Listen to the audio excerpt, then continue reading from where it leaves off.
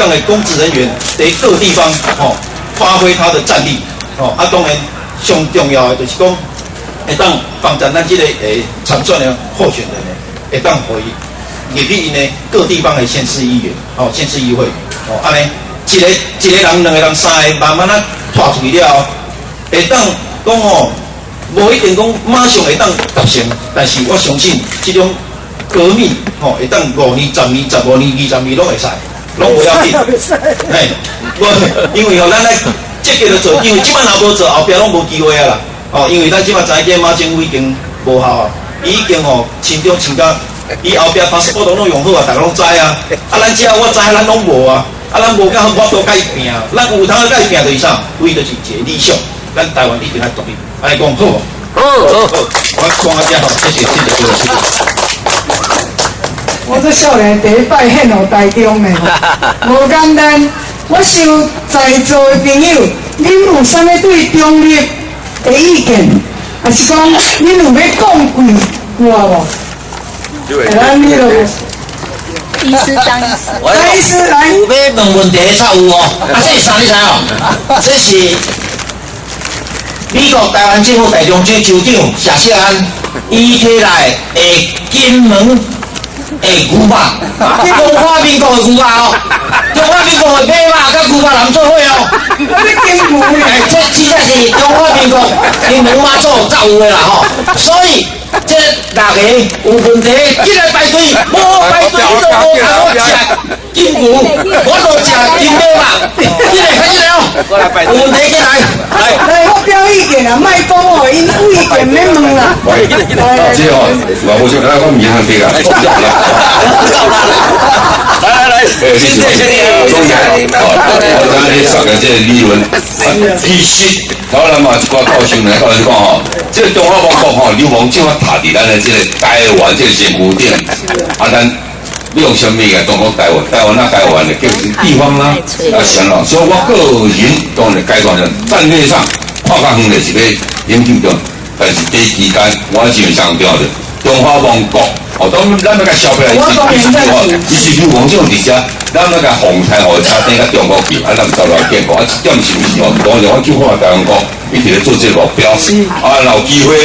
甲咱这个卖行永久交流国，咱的这个贵单位会当来安怎来合作？这绝对无冲突，所以一定会当来。当然你是用高高在上学者写这个经营希望有机会这个论述，我认知啦。到咱教育讲，中华民国什么3.5弄唔起，已经流亡政府，这样我一点多谢。等一下，来，王力来考虑啦。欢迎啊！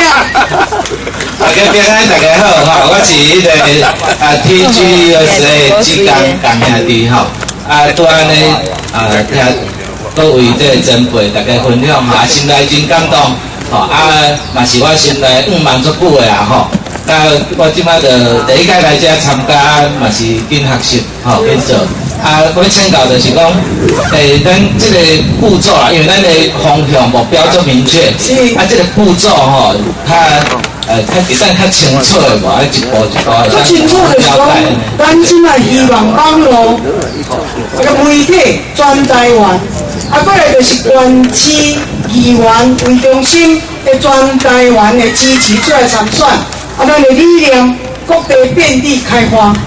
希望大家人有这个中立的概念，就是讲这不是无中生有的。在1895年、1959年，在美国、在日本、在英国、法国、苏联，拢同意台湾海峡是公共共同中立的航线。所以这个历史，足侪人拢唔知啊，唔知叫讲咱这个中立是无中生有，其实唔是，这历史上。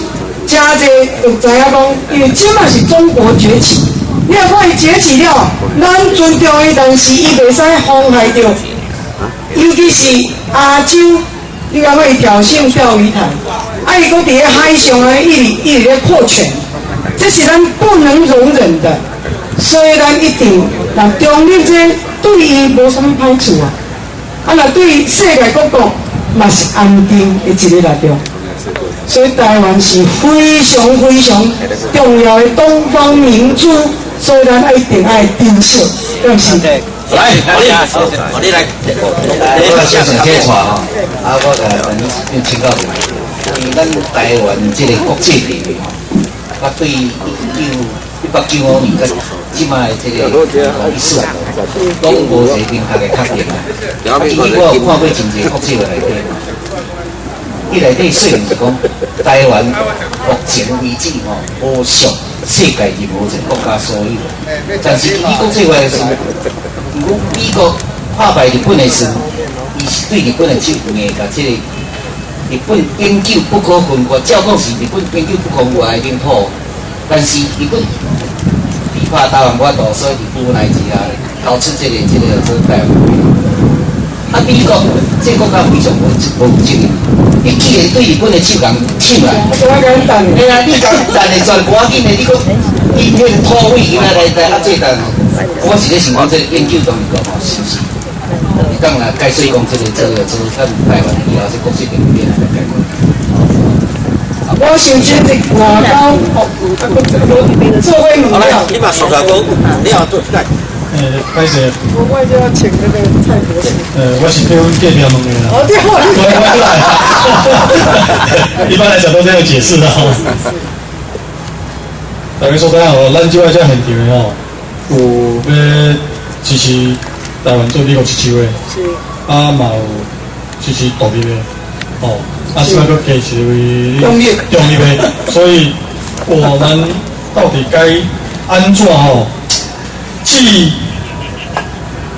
各个独立但是又佫团结，啊无大家力量真正足烦恼会分散去。比如讲咱台中遐就一寡，中华嘛有一寡，啊台南遐嘛有一寡。哦，咱所知影各个山头很多，到底安尼到底是要安怎去接啊？啊，对这，即摆因为这是一个老话语，被忽略很久，但是现在你现在又把这个锅盖又掀起来啊，所以我真正要到底在边哦，所以麻烦。你真正心中无一个笑吗？我相信每一个人都有笑，哦，所以我相信讲这个问题吼，就是一定爱大家。卖各立山头，爱新兴放互看，大家出来，什么人有能力，咱就推选伊2010年的总统候选人嘛。我们是 OK 的啦，我在看你们怎么领导。是啊，这个问题足大吼，但是咱爱足实际，来讲吼，伊首单是咱阿满娘啊吼，阿满娘伊台中县特别来吼。啊，伊嘛足支持这个永久和平、中立这个理念。啊，伊古长为台中大地区吼，啊足拼就对啦吼。啊，伊家己拢咧笑讲，以后迄个立委吼，拢安尼擦肩而过吼。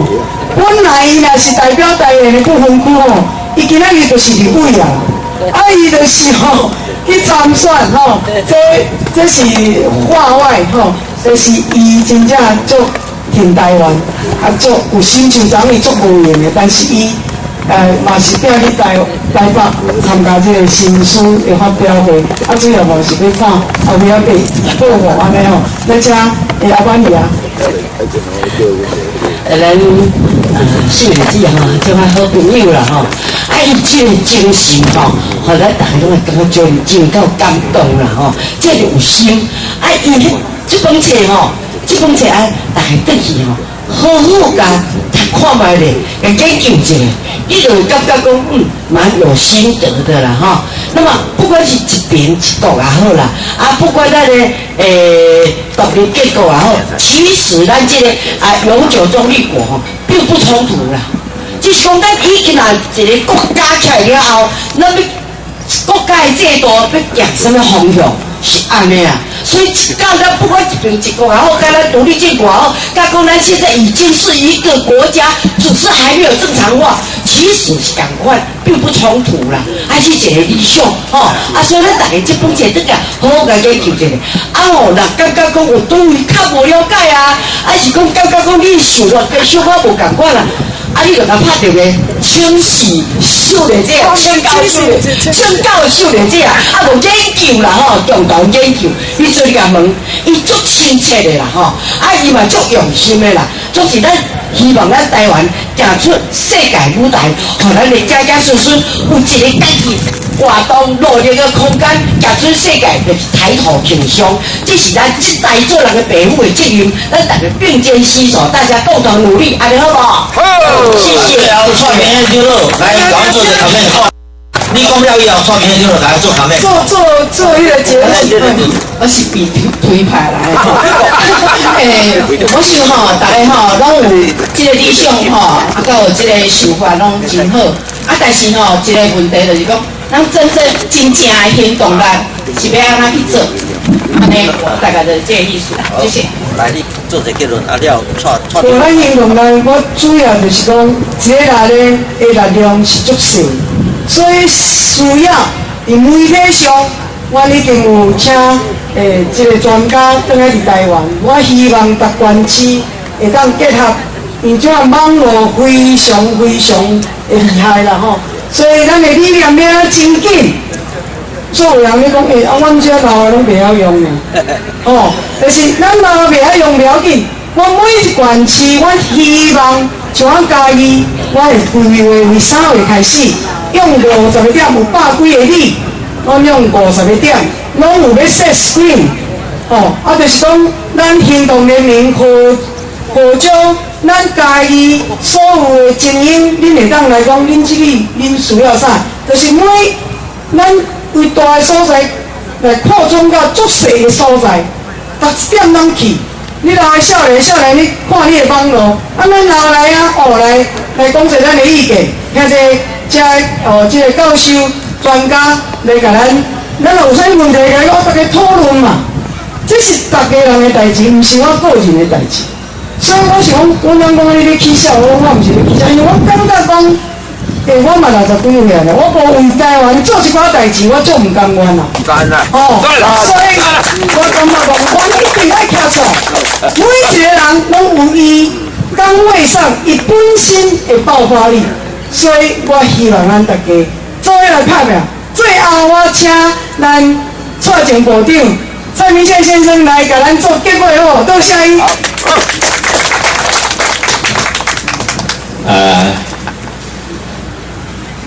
咱小个董事长吼，伊是即摆望春风出版社的董事长，啊嘛兼这个研究和平中的台湾推动联盟的理事长吼。若是讲我甲伊做伙差不多年外啦吼，因为我要出版迄本册时，我找几个出版社，拢甲讲足一条件啦。我伫这边的聚会吼，足侪人的聚会，伊讲我最近要出版一本册，伊讲啥物册？伊来看看来讲，我甲你出，条件上好拢免讲安尼吼，伊出版的费用拢有去出，我刚才讲，即款我就欣赏即款足阿萨利的人有台湾意识，迄本。坚强台湾坚强的女性就是伊代表，伊毋是敢若敢讲爱做，还会教唱歌，所以李登辉总统嘛足欣赏伊所以张李登辉总统府对头一个会伫那个3点钟久，我想伊敢挡袂牢，结果伊嘛是我去洗手间，伊嘛对我去洗手间呢，足够的安尼啦要互台湾这做新义独立的国家，要行向永久中立的国度像瑞士安尼瑞士瑞士安尼迄是咱的理想。这我有认同，因为我伫国际上咧走，伫国防军事安尼走时，我感觉毋是甲瑞士，包括新加坡，我早冇讲，新加坡。人口500万，台湾的差不多1/4尔，伊的土地像台北即摆台北市安尼尔，重视伊的伫国际地位徛会条，伊甲美国、甲苏俄、甲中国、甲印度、甲东南亚国家，全世界国家，当然来讲新加坡，大家都甲讨论啥啦？因为对李光耀甲即摆因所行的外交。国际权力是行中立化，因甲这个国家拢保持一个等距 equalist 等距的外交。其实我昨冇讲新加坡甲台湾无外交关系，总是新加坡甲台湾的关系袂歹，你知影吼？甲台湾的国防军事吼关系嘛足好的，细节我就莫讲。所以我感觉到咱未来，咱台湾若要成做一个中立，就是要有三个条件。第一条件就是台湾要像瑞士、像新加坡安尼，成做一个新自独立的国家。即要成做中立国嘛，一定要是一个家己一个国家。第二吼，要有百姓，要有百姓的支持。你问瑞士人，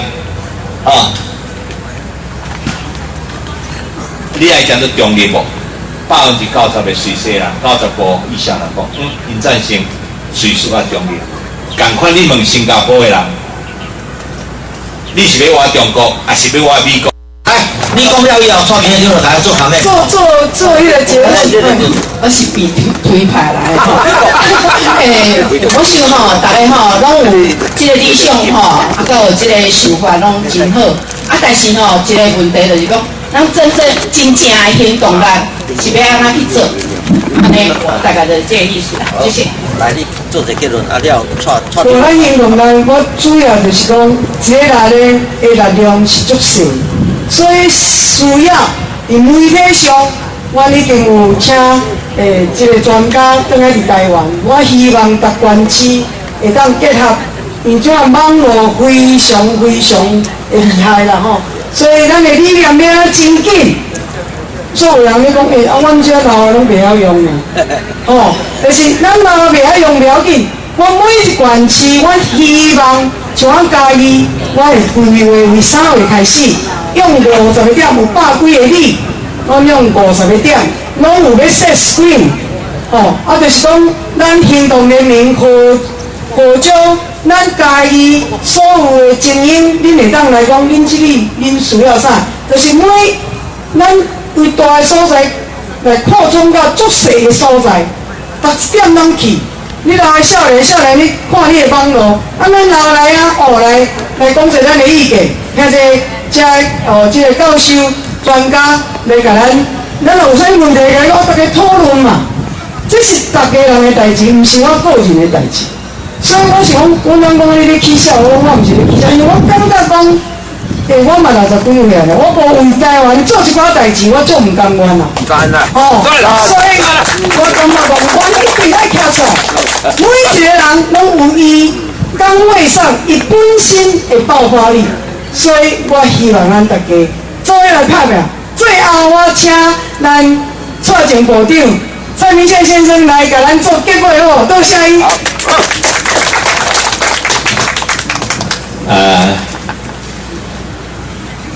咱小个董事长吼，伊是即马帮春龙出版社的董事长，啊嘛兼这个研究和平中立台湾。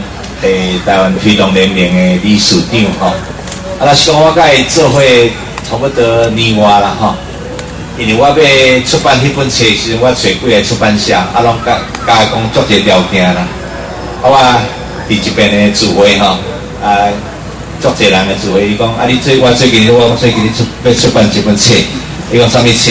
伊来看来讲，我甲你出，吼。条件上好拢免讲安尼吼，出版的费用拢会俾出。我刚才讲，这款我就欣赏这款做阿萨利的人吼，有台湾意识吼，迄本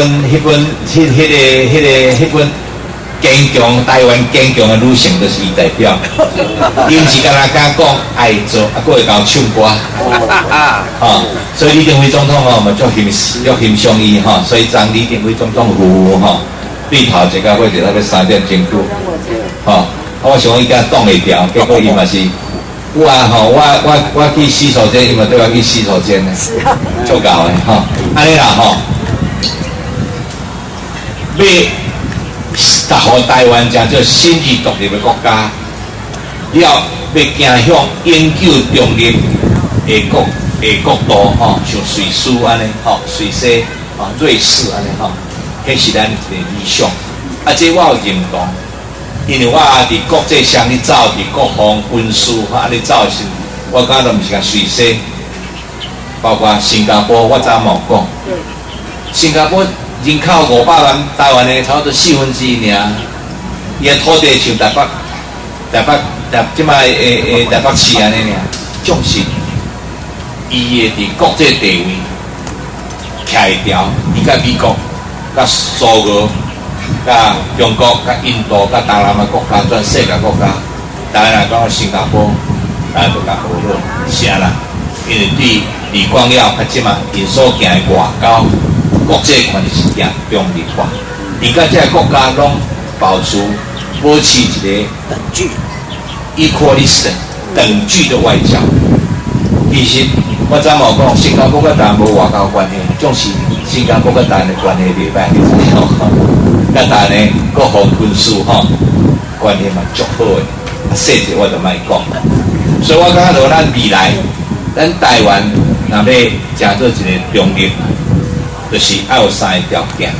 第一条件就是台湾要像瑞士、像新加坡安尼，成做一个新自独立的国家。啊，毋只要成做中立国嘛，一定要是你家己一个国家。第二吼，要有百姓，要有百姓的支持。你问瑞士人，你爱成做中立无？90%的瑞士人，95%以上人讲，因赞成瑞士啊中立。共款你问新加坡的人，你是要活中国，还是要活美国？ So I need to step No, down. no, no, you just go back to your thing. Yoko, maybe you can use the microphone. Yeah, that one is better. Okay. Then, hi everyone. Hi. Super nervous. I rarely talk about myself, so this is probably the second time on stage talking about myself. So my title, Identity Lost, Growing Up in 3 Countries. Well, people often ask me what nationality I am. I'll say I'm Japanese. But they ask me where I'm from. Then it's really hard to say in one word because I lived in 3 countries and I was educated in 3 countries. So my job, I used to be former news program director for NHK. NHK is Japan Broadcasting Corporation. So I used to make news programs in NHK. And I am 日籍华人, which means I'm overseas Chinese, but we all became Japanese. My whole family became Japanese when I was 12. So I was born in Beijing, but I moved to Japan when I was 5. Then we all got Japanese nationality. So now I'm officially Japanese. So I used to have a Chinese name, which is Wan Shen. Shen as in, because I'm monkey, I was born in monkey year. So Shen as in monkey, Wan Shen. But I don't use that name anymore because my nationality has changed and we decided to change our family name and our first names as well. Okay, so for those who have been to my father's speech, you've seen their photos. So I don't really want to go into too much about my family background. But this is my grandmother, my father's mother, and she is the sixth sister of the last emperor of Puyi. So this is a picture taken in Tianjin. And this is my grandmother. So dressed in Manchurian traditional attire. It's in a qibao, Chinese costume. And this is my father, taken with the last emperor Puyi when he was, I would say he was around 9 years old. And these are my father's sisters. He has 4 sisters with the last emperor Puyi. I mean, Puyi used to come around to our house and play with the kids, and you know, he really enjoyed playing with children. So this photo was taken at the time. And these are my grandparents. So my grandmother and my grandfather, they're both painters, and they painted Chinese traditional Chinese painting. And so my father grew up in a family surrounded by pictures, and so naturally he was interested in art, and he always wanted to become an artist. You know, he had no doubt about that. So because of him, my life has changed dramatically. So I was born in Beijing in 1980. This is me. I don't know where it is. I don't really remember. But this should be taken in Yiheyuan. Yes. Yeah. So I think my mother used to take me for a walk. Back then I think Beijing was less polluted and less cars, so the environment was very nice, and it was less cold in the winter, less hot. Everything was nicer back then. So I was born in Beijing, and I only spoke Chinese at the time. I was living with my mom, and I think I was happy then. I don't really. People can hear me. Okay. And then this was taken in 1985. My father had gone to Japan to study the Japanese art in 1982.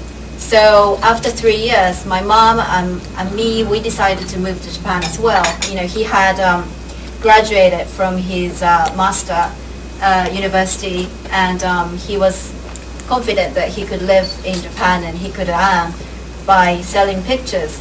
So by the time my mom and I went on an airplane for the first time to fly to Japan.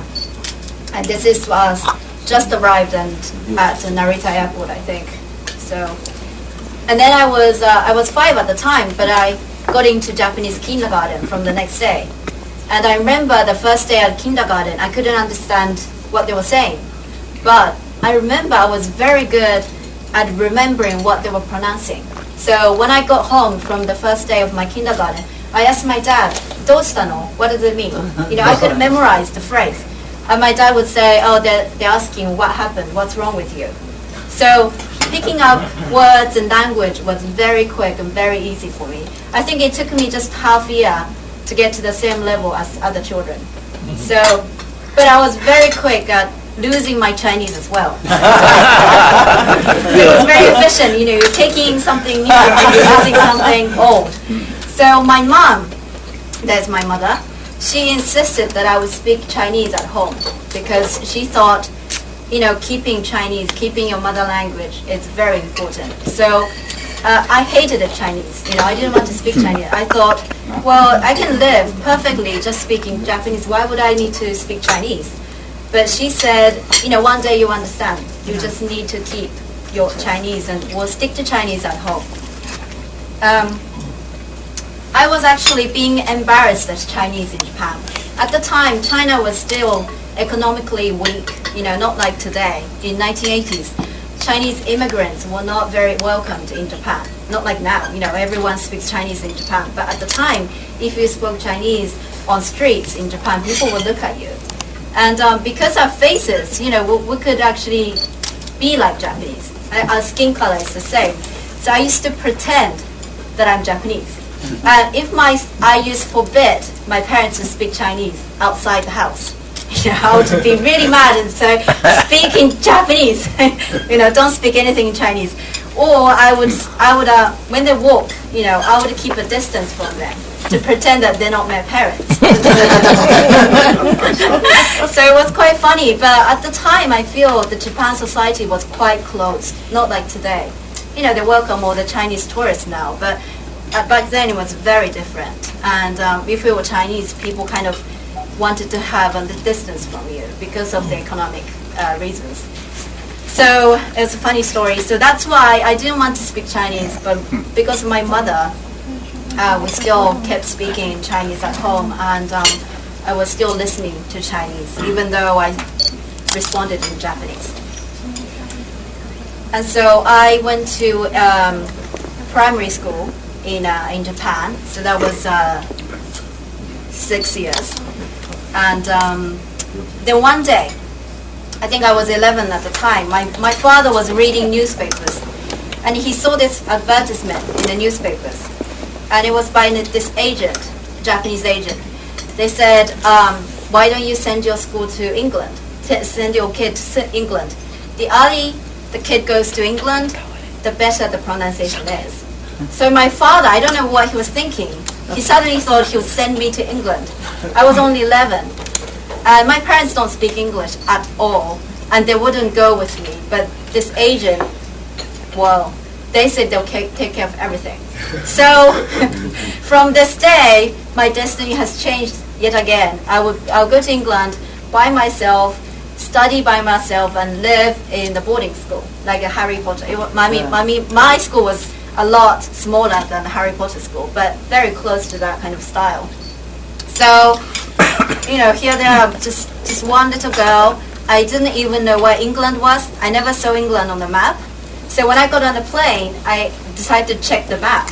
I thought England would be next to the US because they all speak English, right? But I just found out it's so far away from the US, and it looked really, really small, the UK. Yeah. I was quite disappointed. I was like, why should I go to this little small place? And I still believed that they would ride horse carriages. And, because I was reading Sherlock Holmes, and I thought, okay, well, maybe it's not too bad. People will have dresses and they will ride in the horse carriages. It'll be romantic.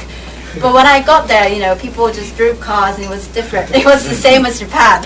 So I remember being very disappointed at the same day arriving in England. So when I arrived in England, my English was zero, nothing. I studied nothing in school.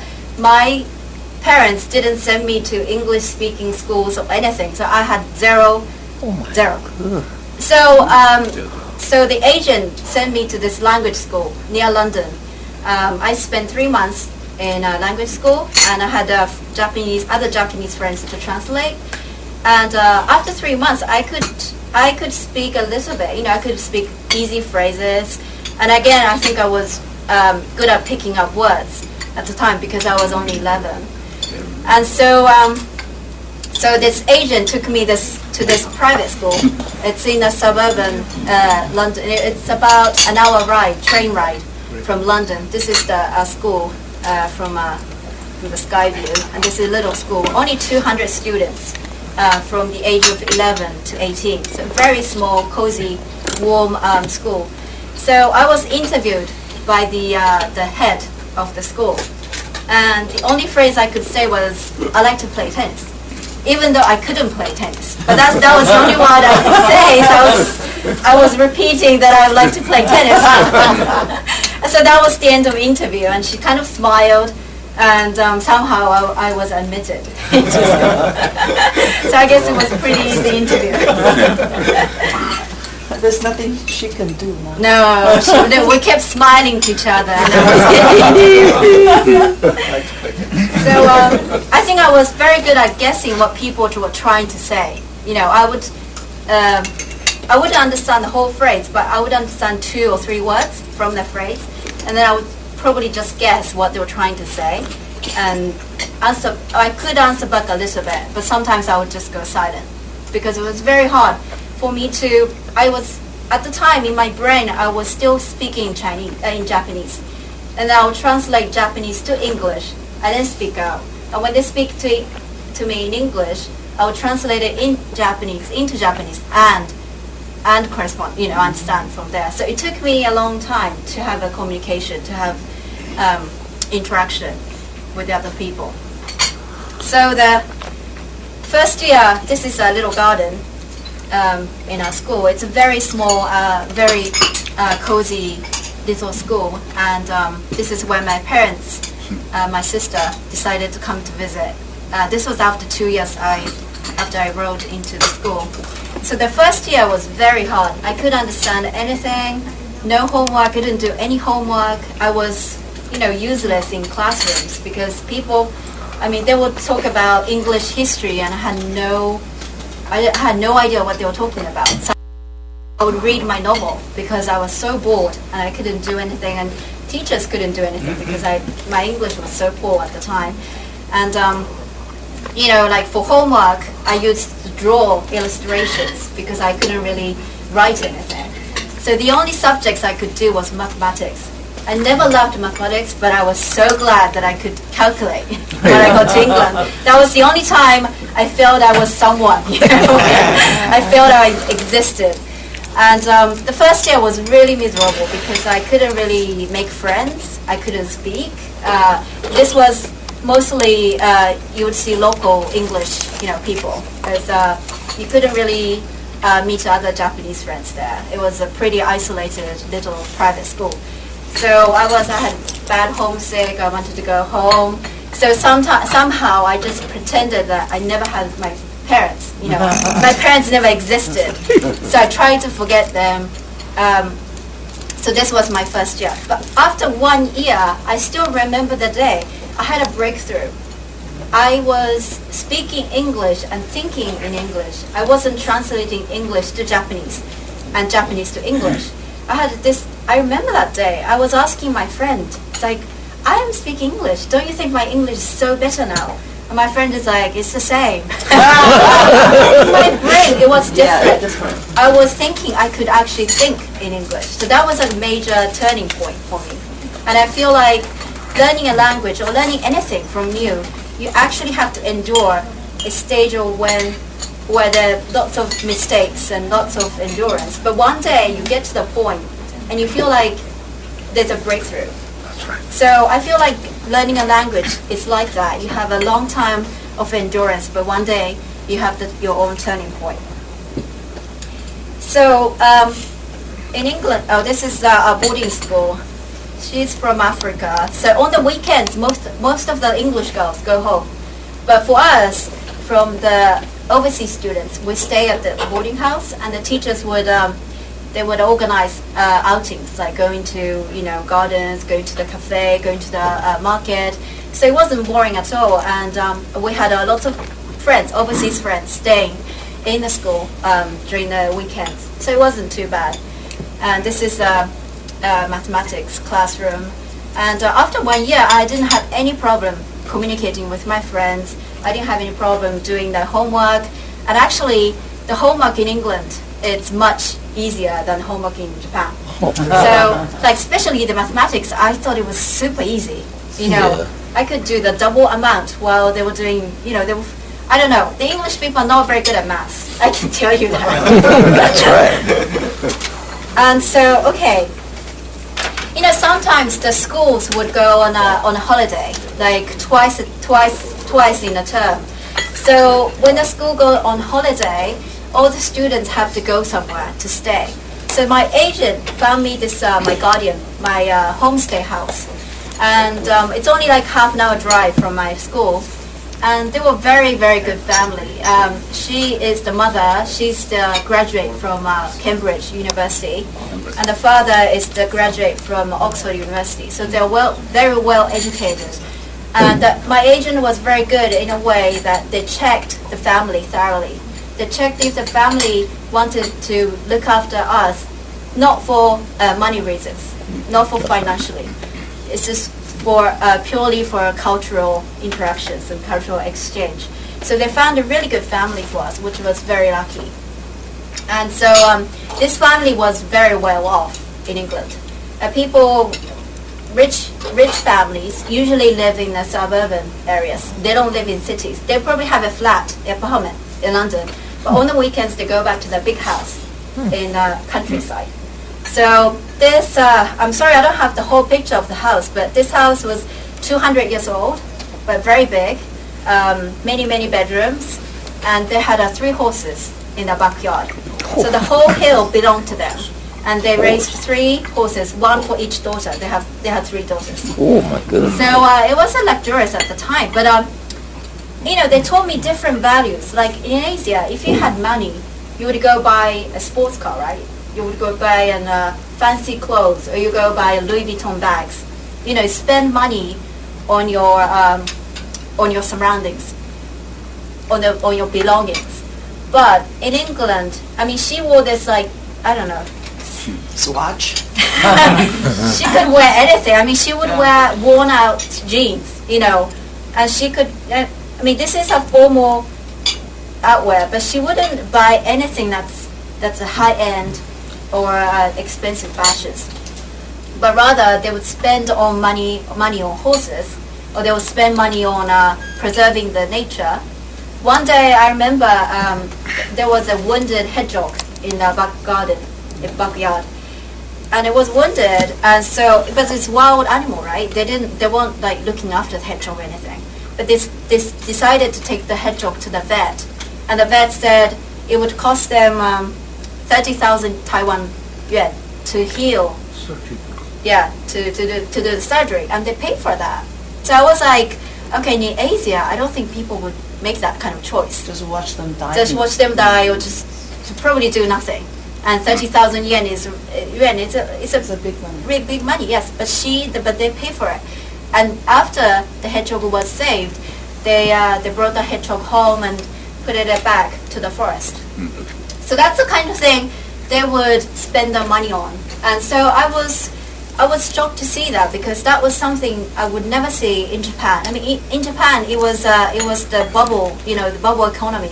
People would spend money on champagne, buying fancy cars and all that. But it was very different. I thought England would be, it's a very sophisticated society. That's what I thought. And they would spend all my money on charity. So that's the different values I had learned. Maybe because they were very rich, they were educated family. So I saw that different value from them. It's just a little, I think I want to share a little bit about the education system in the UK. So basically, it's very different from an Asian education system. So when you're at the age of 16, you have to take the exam. It's called GCSE. And you basically take 8 to 9 subjects. So there's GCSE Maths, there's GCSE English, GCSE French. You choose 8 and 9 subjects. But when you get to the age of 16, you prepare for A-levels, which is taken at the age of 18. And you only choose 3 subjects. You can choose anything. You can choose art. It can be a combination of art, French, music. So there's no math, no English at the age of 16, which is, I thought, very different from what we'd have to do. Usually we have to learn all the subjects until we get into college. That's how it is in Japan. So the good side of it is you can develop deeper understanding in what you're good at. If you're good at music, you can spend much more time on music rather than wasting your time doing mathematics, something you don't like, and you won't use it for the rest of life. Yes. But the bad thing is you have limited knowledge. So my friend, she was 16 at the time, Sophie. She said one day, oh Kyo, my dad is in Japan right now. So I said, whoa, great. What city? And she said, Hong Kong. So I'm like, okay. I didn't really want to go much farther into that because I had to, explain the whole history about Hong Kong being English territory and all that. So I was like, okay, great. That was the end of the conversation. So people had limited knowledge. They would understand really a lot about one subject. The other subject, they'll just, neglect. So, and my music teacher, she, one day this Taiwanese student came to our class. She was new and she couldn't really speak English. So my music teacher said to me, Kyo, can you translate to the Taiwanese student? But I never told them I could speak Chinese. To make it simple, I only said I was Japanese. So I was like, okay, does she really understand the difference between Chinese and the Japanese? But I still translate it. So I think for the rest of her life, she probably thinks Taiwan and Japan speak the same language. So you do have limited knowledge, but on the other hand, you do have a better understanding of what you're doing. So at the early stage, you know what you're good at, and you develop that subject. The method is different. For instance, for history lessons, in Asia, we try to memorize all the historical events, right? We memorize from the ancient time to the modern times. I know exactly in Japan we used to just memorize everything, and you prepare for your exams. But in England, we spent 3 months just studying on the First World War, What we do is we look at different documents, historical documents, and they want you to write how valuable these documents are. So I asked my teacher, I said, don't we have to memorize anything? My historical teacher said, that's an old style. Now, we want to teach you how to look at history. We want to teach you how to become a historian if you're interested. So we want you to have a thinking about what you're studying. It's not about just memorizing stuff and you forget, that's gone. we don't want to spend too much time on memorizing. So you know the events, but you have to evaluate. You have to know how historically these documents can be. So that was the method in England. They focus more on thinking and creating new things and developing your own opinions rather than just memorizing or reading textbooks or listening to what the teacher has to say. So it was a very different method, a different approach to the study.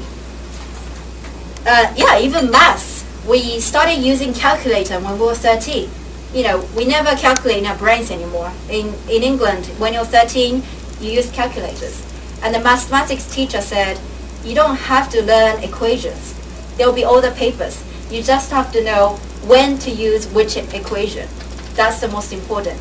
So the English people think, well, when you get old, when you're adults, you'll have all the tools ready, all the resources ready. So you have to know the point is how to use those tools, how to use those resources. So it's not about memorizing stuff. It's about thinking and creating new things. And so that's a different approach. And I think it was very different from the education I had in Japan. Okay, so I spent 5 years in England, and here comes my father again. One day, I went back to Japan for holiday. My father asked me, who do you know from Chinese history? I said, I only know 2 people, Mao Zedong and Jiang Jieshi. So my father was like speechless. He was like, what are you going to do when you come back to Japan? You don't know anything about your Chinese history. My Chinese was really bad at the time because I wasn't speaking Chinese anymore. So my father decided that I should go to Beijing for college and brush up on my Chinese. So that's a totally different environment again. And I remember my English, my teachers in England, they were like sympathetic. They were like, are you sure you're going to China, the barbarian place? Are you sure you want to do that? I was like, yeah, but my dad, he won't pay me anymore. So that's the only choice I have. So I went to Beijing in 1996, and I couldn't read or write Chinese. So I had to learn from the scratch. But the thing is, I was in Japan for the elementary school, so I could recognize a lot of Chinese letters. And I could speak and kind of listen to Chinese. So I was sort of puzzling, I would say, Hua, okay, it's written like this in Japanese, so it should be the same in Chinese. Yeah. So it was sort of, I remember it wasn't really, really hard to start learning the Chinese, especially it was simplified Chinese, so it wasn't too hard. But learning the Chinese history was very hard because it was such a long history. And the approach was very different because in Beijing Daxue, all the textbooks followed the Marxism. So all the historical events, they had to interpret it in a Marxism way. So I think it was very boring for me. It was somewhat very different from what I had in England. So honestly, frankly speaking, I don't think I enjoyed the study in Beijing. But what I enjoyed was seeing the Chinese students, in Beijing Daxue. They were so hardworking. I mean, they would study from 6 o'clock until 11 p.m. No social life. And every one of them would say they want to become wealthy to make their parents happy. That sort of thing you wouldn't really see in advanced countries. So that's a different values that I had been taught in Beijing Daxue. And it's too bad that overseas students, I went there as a Japanese, so we lived in a different dormitory as the Chinese students. So we didn't really have too many opportunities to get to know them. I think that the university deliberately separated, the overseas students with the Chinese students. So, but I did become good friends with some of them, and it was really shocking to see how hardworking and serious they can be. So this, when I was in Beijing Daxue, it was the 100th year anniversary of Beijing Daxue. So we had a big festival, and yes. So how did I get involved? How did I want to become a journalist after reading Chinese history in college? It was a very good. There was a very good opportunity while I was in Beijing University. As a part-time job, I used to work for this news agency, a Japanese news agency, on the weekends. Just getting phone calls and I don't know, just sorting out the newspapers and very easy stuff. But one day, I think this happened in 1999. I was still in Beijing University at the time. The U.S. bombing of the Chinese embassy in Yugoslavia. I don't know if people remember that event. It was a massive, controversial, event. So when this happened, the bureau chief at the news agency called me. He said, "Can you go out and take some pictures of the campus in Beijing universities?" Because the journalists weren't really allowed to go into Beijing University, the campus. So I was like a little spy, So I went there. There's called a Sanjiaodi, Triangle Square, where all the posters were posted. Now it doesn't exist. But at the time, when anything happens, all the posters will be posted in that Sanjiaodi, the Triangle Square. So I went there, I took pictures, and I thought it was fun, I enjoyed it. I thought I was witnessing the historical events, and I enjoyed the sort of secret mission that I had been ordered to do. And the next day, the Japanese newspapers had my pictures, and I was really glad. I was very excited to do that. I was, witnessing the history, and I thought, this is not bad, you get to go to places, you get to talk to people, and you have different experiences, and you get to see what is happening in the world. So that's how I got interested in the media, in the journalism. And so I decided to go and take entrance exam for NHK. A lot of exams. We had 3 interviews and 1 written exam, which I did really poorly because I couldn't really, I didn't really know about the Japanese society, but somehow they liked me. And so I was able to get into NHK. So after graduating from Beijing University, I got into NHK. NHK is the sole public broadcaster in Japan, which means financially it's funded by the Japanese people. It's like a BBC in England or PBS in the US. So people with a TV set, you have the duty to pay receiving fee to NHK, whether you like it or not. You have to pay a certain amount to NHK every month. Why do we do that? To become independent.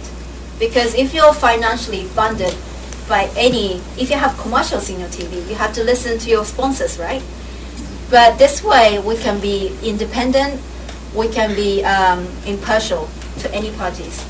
So that way, we can criticize the government if necessary, we can criticize any of the private parties if necessary. So this is how we sustain the receiving fee system in NHK.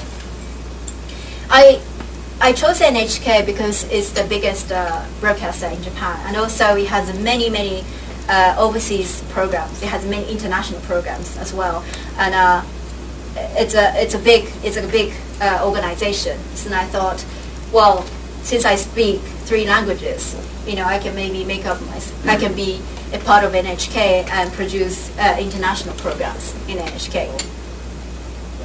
So this was taken when I just got into NHK. These are my colleagues.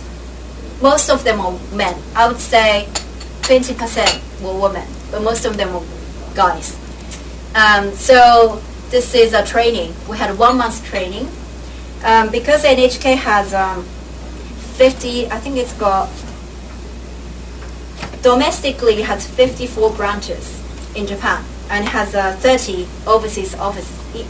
There's 1 in Taipei as well. We have 1 journalist station in Taipei. So what they do is, you don't have to study journalism in college to get into NHK. Sometimes they don't like people who have studied journalism because you have your own opinions. They want someone who's non-color, who is from zero, because NHK wants to train people from zero. They have their own style.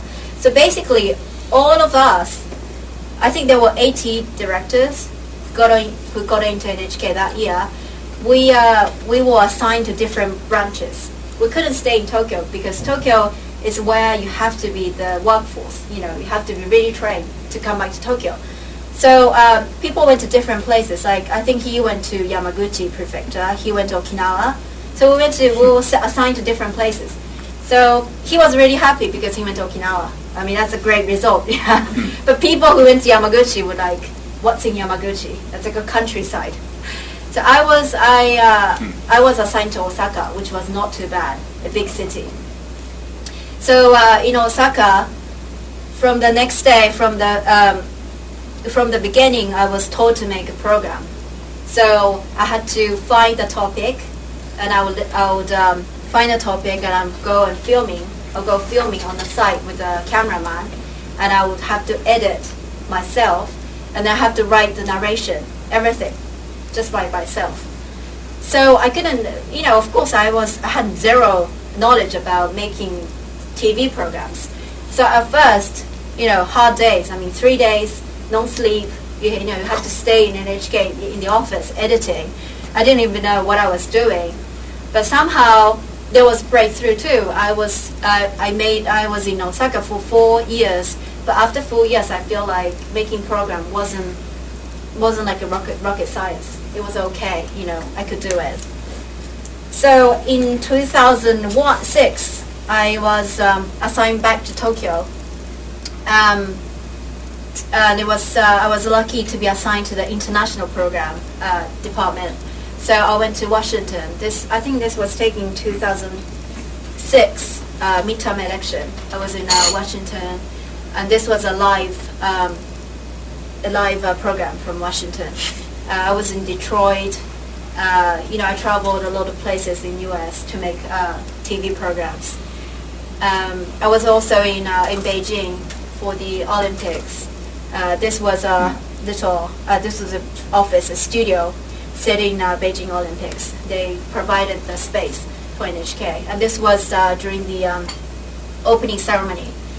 We did a live air from there. It was so hot, very hot, and the security was very tight, but it was an unforgettable memory, and I was glad to see my home country, China, was opening this big event. So it was a very historical moment to be there. And then I also worked in a news department. I produced, this is me there, editing. We have an editor. So I would sit next to him, and I would ask him how to edit the pictures, and I would write the narration with him. And this is our boss, so they would check our narration to see if there's any problem. And these are the anchor people. They would watch the tapes before it's being on air. So this is a 9 o'clock news. So we would have the footage.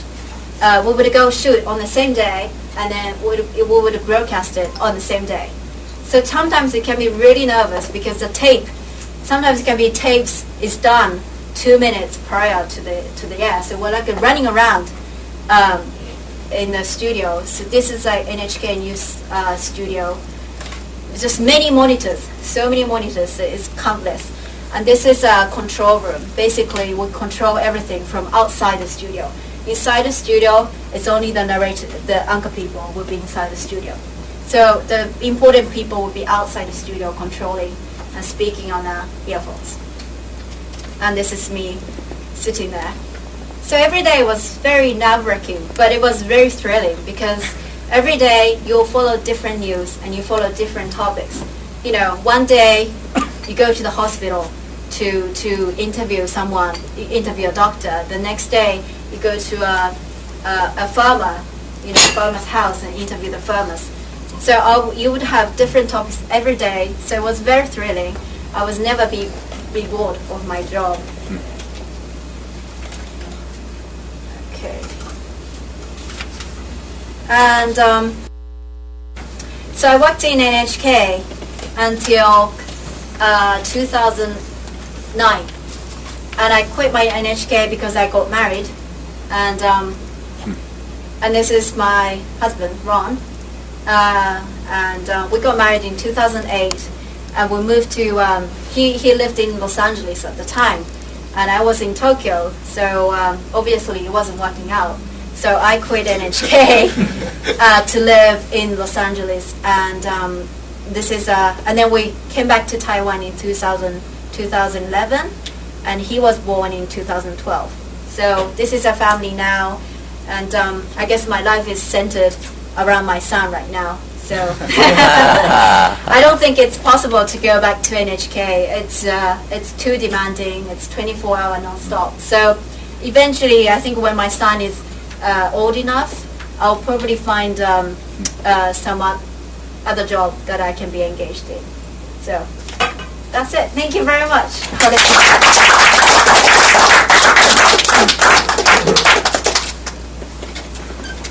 I have a question. Yes. Do you have a core language? Well, I would say Japanese. Is it Japanese? Yeah, it's Japanese. Yeah. Well, it's really hard to say because my Japanese got really. Well, I had But well, you still, because I was in NHK for 8 years, Oh, yeah. so my Japanese became the priority at the time. Yeah. So at first, when I just got into NHK, I had a dictionary with me, and I would look up the words secretly because I didn't want people to know that I didn't understand certain words. But I had a electronic dictionary with me.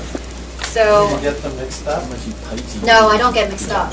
It's just it's about adding more vocabulary to my Japanese because my Japanese was only the elementary school. I speak 3 languages and I get them mixed up. Oh, you do? Maybe because they're close. I mean, they're sort of. Chinese and Spanish. Oh, okay. Spanish. No, I don't mix them. It's just for me, it was more about how to add, more vocabulary, how to learn new words, understanding new words. Because when I went to Guatemala and was there for about 3 weeks, Yeah. I'd have to stop and say, what language am I speaking? She's still young. What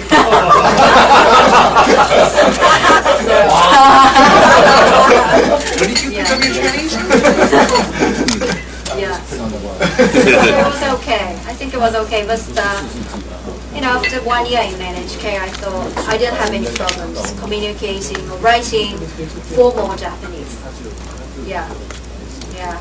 I think it was just by working and learning every day. I had to do it, exactly. Yeah. So. And also, You have a lot of Q&A. If you had not gone back to NHK. no, I wouldn't have known so many formal Japanese. Yeah. I would only know that casual. In Japanese, there's a few ways to say one phrase. There are formal ways and casual ways. If you speak to your friend, it's a casual way, but if you speak to your boss or superior, it's a different phrase.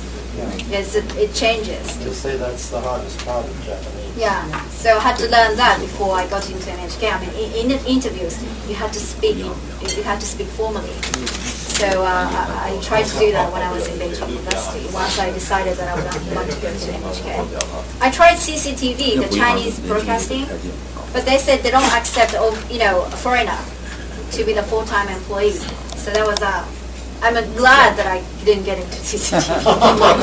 I mean, it's all government-oriented. So, yeah. So I think in that sense, NHK is more open. They do accept foreign directors. So I think they had a French director and they had a Chinese director. So in that sense, people sometimes say NHK is the speaker of the government, but I don't think that's totally true. Kyoko, Yes. you have missed an important topic. Oh. How did you meet your Well, it's a long story. You have to give me another speech date. Long story. Next week,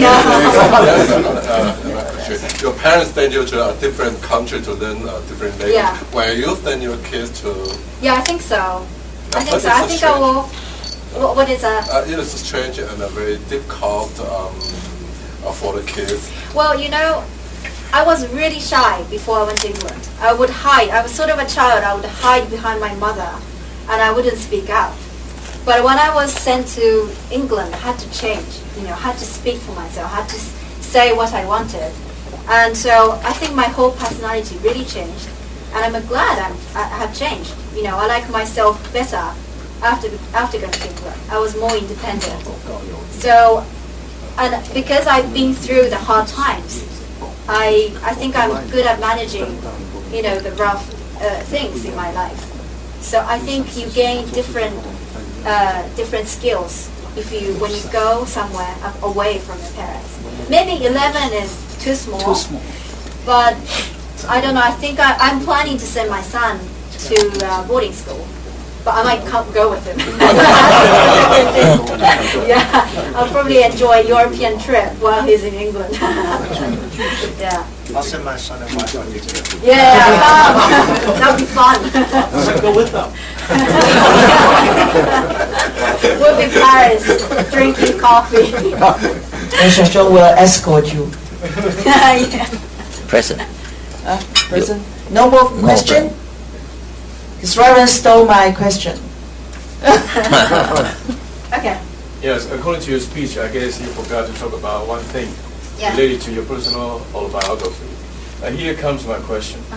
Since you are derived from a royal family, where you have been growing up just like someone who is highly prestigious among all the people in China, but all of a sudden, because of the emergence of the Chinese Communist government, and then your whole family has been downgraded because of some political reasons. Yeah. So in the wake of this kind of event, did you have any kind of substantial hostilities against the communist government in China? Well, for myself, not really, because when I was born to a normal family then, you know. I didn't have any special... Yeah, as a matter of fact, actually, you have been extremely impressed by your parents that you come directly from a royal family. So under such circumstances, definitely you will have some family linkage with your parents or with your relatives. So in this case, how could you just have a total forgetfulness about your family's origins? That's what I mean. Forget. So you mean, do I feel special coming from a royal family? No, what I'm saying is that under that type of circumstance of being imposed upon by the communist governments, don't you believe that, naturally speaking, from a psychological point of view, you will probably come up with some animosity against the communist hostility towards the Communist Party? Yes, right.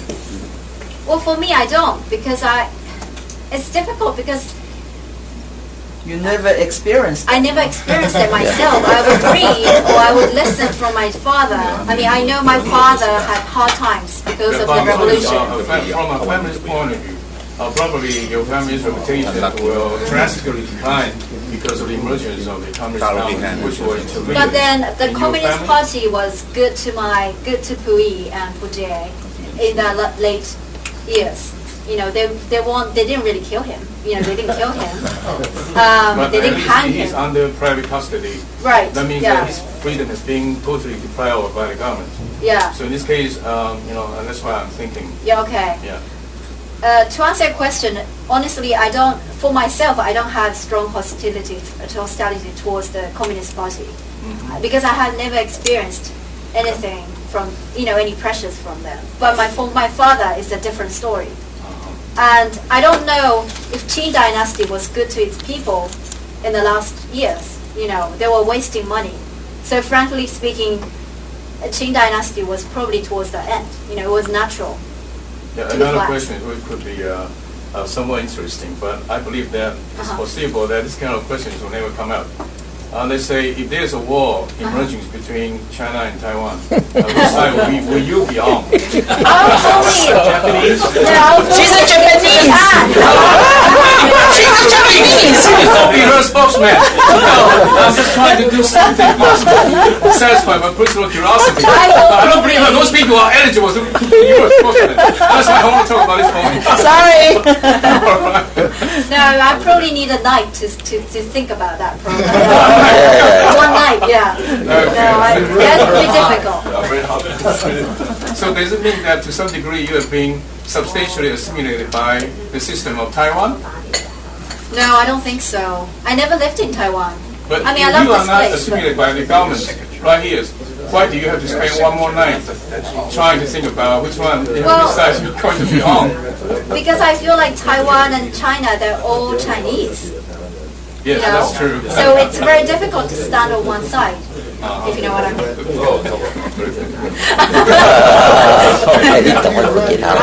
Sorry, I didn't answer your question. I think Kyoto is a very fulfilled person. He always see the bright side of things. You see, the British people, they started Opium War, caused the decline of his royal family. He didn't hate the English. He also he saw the the humanistic part of the old ladies.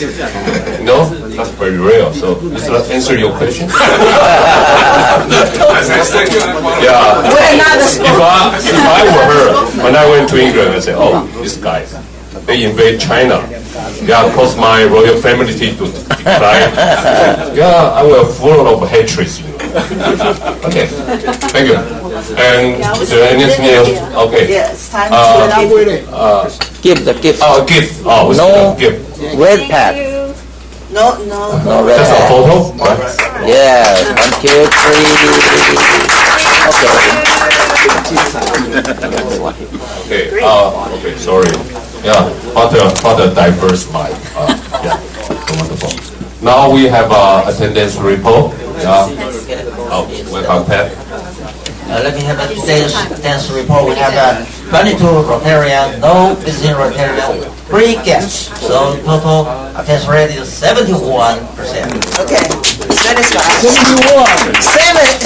Satisfied. Be satisfied. Sergeant Tom Bo. Yeah, be right.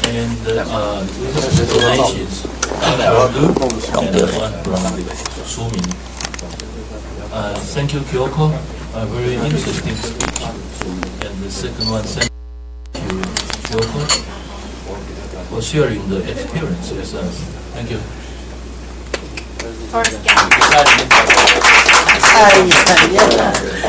Photo just read whatever she 不是，因为他那个字太漂亮了哈，看要求水外会很亮。下礼拜。Fire. Fire? What's coming? Okay. Next week, Fire will be our speaker talking about okay, 茶道. Chinese 茶道, not Japanese 茶道. And next question. Yoko, you learn English in England. Yes. How come you didn't have any kind of British accent? I tried. I think I have a little bit. Oh, really? Yeah. She does. Oh, really? She Okay. does. Yeah, okay, that's it. Well, you have to ask Alex. 好，各位同学，那我们这一学期两性医学，那我们总共才14堂课哈，因为大家是毕业班，那所以每一